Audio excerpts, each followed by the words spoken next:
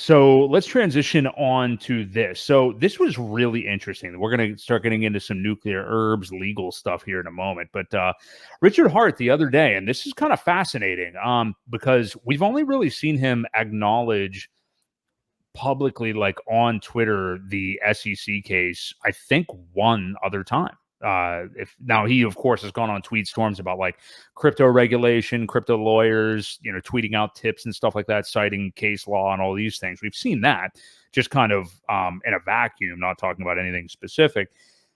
But we really only saw him reference this SEC thing back in January when he announced, and it was a very bullish day and people got really excited about it. We saw a lot of money bridging in and stuff.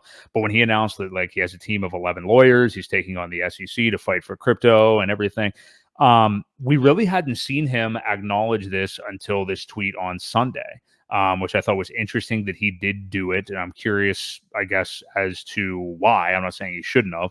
And it wasn't, anything crazy. It was just kind of a short tweet. He said, I don't know if you have it out. Yeah. He says, the next exciting step in the SEC's lawsuit against the open source Hex, Pulse Chain, and PulseX publishing code and I is the SEC's response to the motion to dismiss. It's due in just a few weeks, July the 8th. Then our response to their response is due a month after. Code is speech. It's interesting. I don't know. I saw somebody commenting about like, is he trying to help make people more aware of the time frame? Which I think is, clearly he's talking the time frame here, and maybe airmailing something or trying to. We always talk about like the code that's within his tweets and stuff like that, and what he's really trying to say.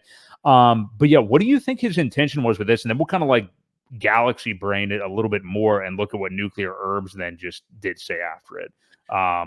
But yeah, I don't know. I was surprised to see him tweet this myself, and I know some other people were too. So what did you make of it?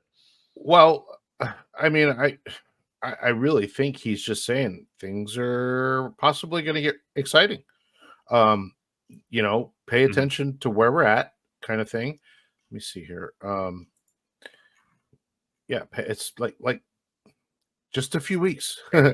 So he's saying, things are about to get exciting. I didn't read more into it. Like on that day, something, funds are going to be deployed. I'm not seeing that in this.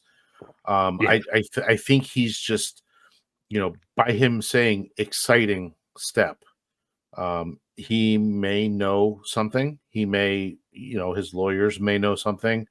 I doubt the SEC is showing their hand yet at this time, right? But they could have a very good idea. There could be some discussions behind closed doors that obviously we're not going to know about those or be privy to them at all. But then he does say then our response to their response. So I think he's just trying to remind people that, this isn't going to last forever. We're getting close to that date. Things are about to get exciting. Depending on what they say, will depend on what we say. So, yeah, I think it's just a reminder. And he's probably excited to get this over with, too.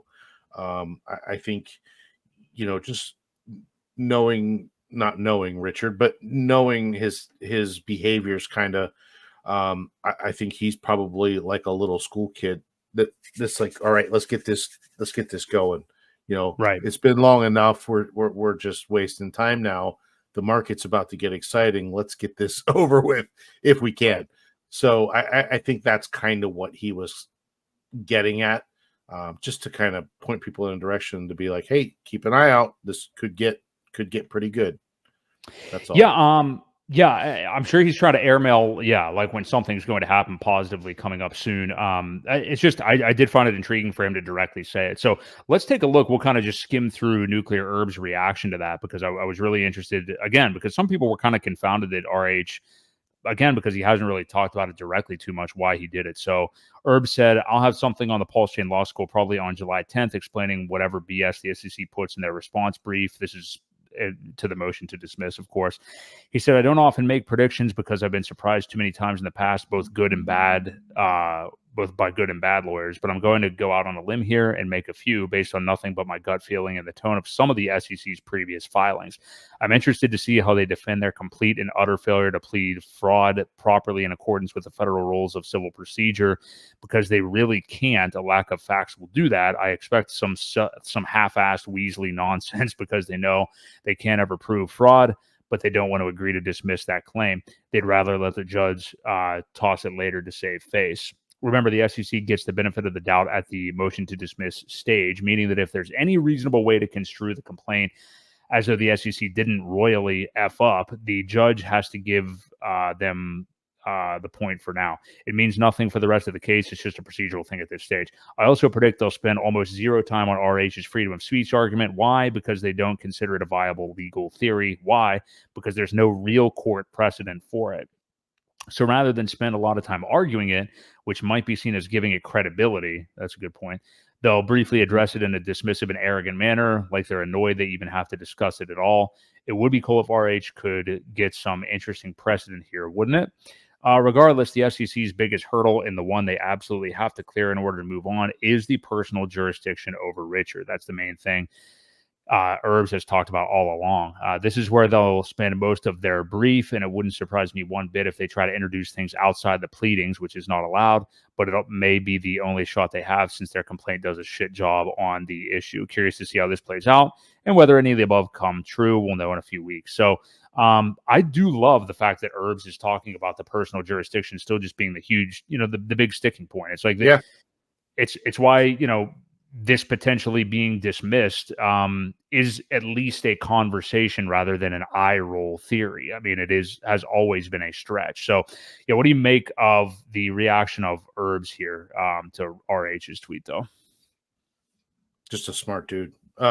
He, again, these are just all his predictions from his experience. So I do agree with the one thing that he said was the freedom of speech thing. They don't want to address it because they don't want to give it credibility, because they know if they do, it could be kind of construed back against them later. And when you really dig down into this stuff, it is freedom of speech. Speech is, blockchains are speech, essentially. They're transmissions that are permanently recorded on the blockchain, and you should have freedom to transact. So in turn, it does become speech. It does become that. They don't want to go down that road, I don't think. So yeah, they're not going to do it. And again, this jurisdiction thing is going to be the biggest thing. If they can't prove jurisdiction, then the other one goes away as well, which we'll talk about the other one from South Carolina. Right. But unfortunately, it's happening first. So, that's kind of where we're at right now. He's so well thought out. I wish, well, we'll get to that when we talk about the other thing, but I really don't have much to add to this one. You pretty much read through it. He's very to the point. There's not a whole lot of takeaways because he puts it all out there. He doesn't leave a lot to question of what he's thinking. So yeah, I just think he'll give a nice response there on the 10th, and I'm sure it'll be well thought out. We'll see a interesting rebuttal from him. It's going to be.